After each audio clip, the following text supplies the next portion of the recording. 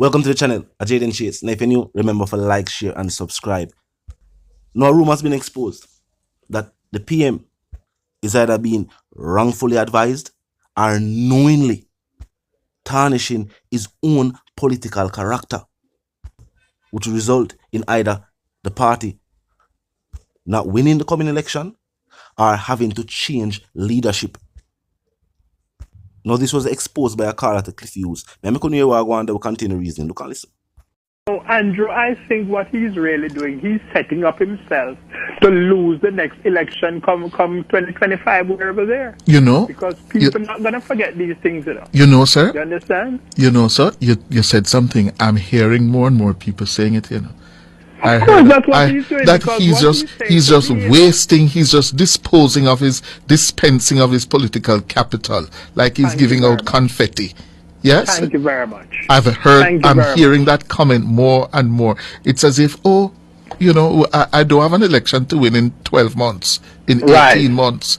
And he's just making waste of his political capital. And here's a classic example. That's exactly what is happening. That is exactly what is happening. And, you know, I'm very disappointed in Andrew Holness. Very, very disappointed, because here is a man who was a head boy, who has leadership qualities, but his leadership qualities is very dismal, and leads to a lot of questionable, you know, thinking. Now, whether this is happening knowingly or this is because the PM is being advised by advisors, one thing for sure, both supporters and party members are now clearly no longer seen eye to eye with the leadership of the party. And as pointed out, even though situations might happen in different ministries, meaning you have different ministers in charge of those ministries, because the PM is the face of the ruling party, the people's frustrations are more towards him than the party itself. And some would point out it was on the fact that people liked the Prime Minister, why they voted for the party in the first place. Of course, you know, you have constituencies where they're going to show them support to them member of parliament, regardless. And that might be something Jamaicans need to consider going forward. The fact that sometimes people look at being loyal to a political party instead of what is best for the country. At this point in time, the people need to start looking on the policies that are being put in place, the ideas that people have, and the strategies where people are come with for tackle the issues where take place on the Jamaican island. Not which party they are from. Not because your forefathers were supporters of this particular party. Now we hear talk being mentioned that more than what the government had bargained for might be revealed after this FBI investigation into SSL. It is said that prominent members of SSL are supporters of the ruling party. These things don't look good.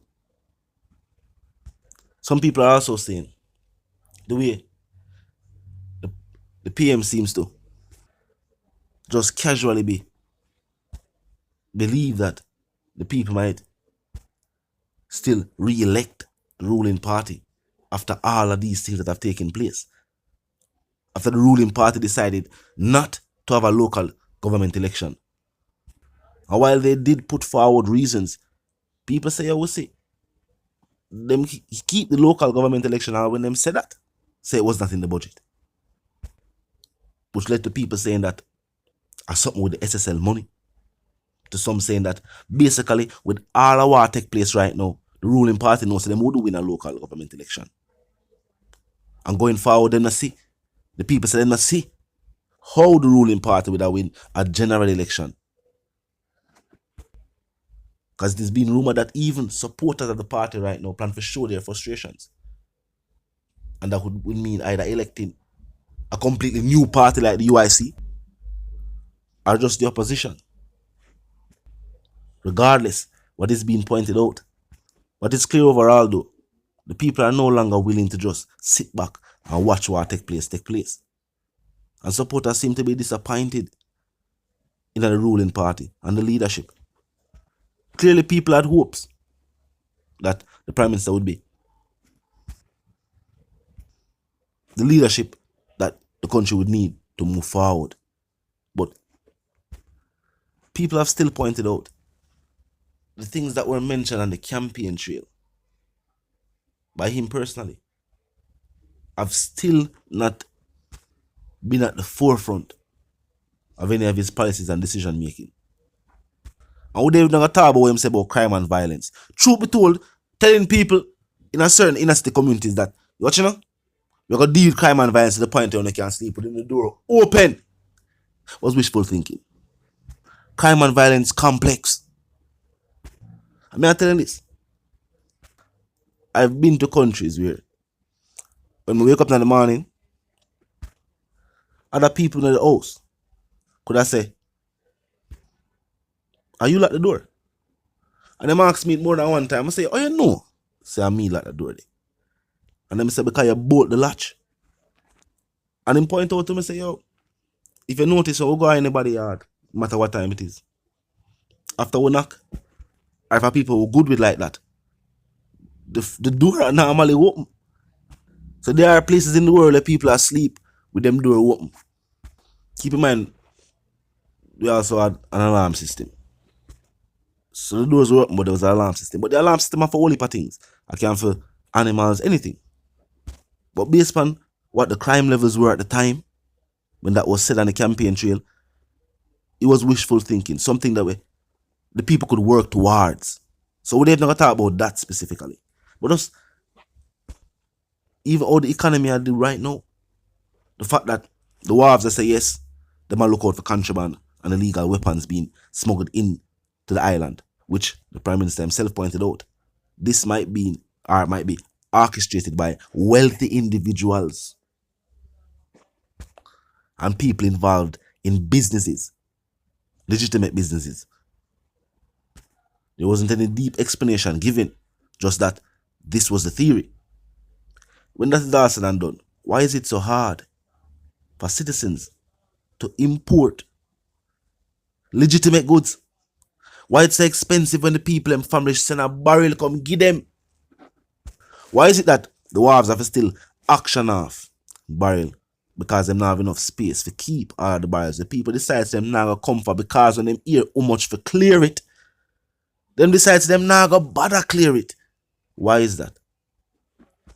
If the aim is to create growth in the economy, why is it that in major places are, let's say, city centers, where in some instances people have set up stalls and them own little small businesses on the sidewalks?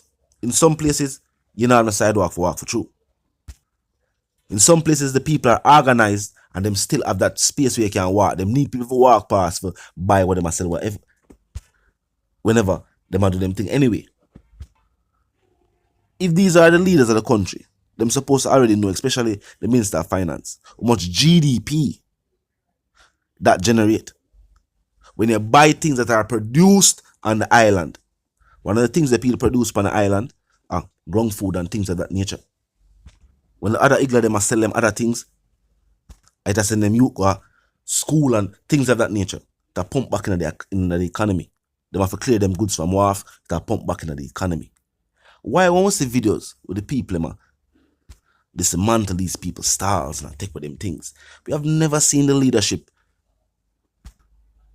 of any party come out and forward and say, what you know, this is not right and this is not good for the economy.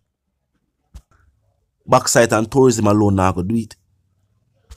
We see them now give the strength to the entertainment sector. But the tourism sector is heavily dependent or works hand in hand with the culture. And the culture, well, the music scene is a part of the Jamaican culture. The people forward, not just for the white sand, but for the culture and the cuisine. Music are part of that. The entertainment sector are part of that. See, I tell me say, the leaders don't know this. If regular people, locally and overseas, know this, how is it that the leaders don't know? It's strange. Very, very strange.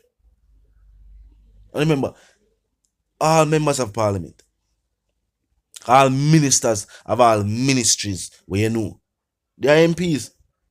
They have a constituency. Parliament is made up of these individuals. And them help push forward the legislations, the rules and the laws. Now I'm gonna say them draft them and craft them all while, but them help push them forward. Why is it that them now voice the opinions of their constituents?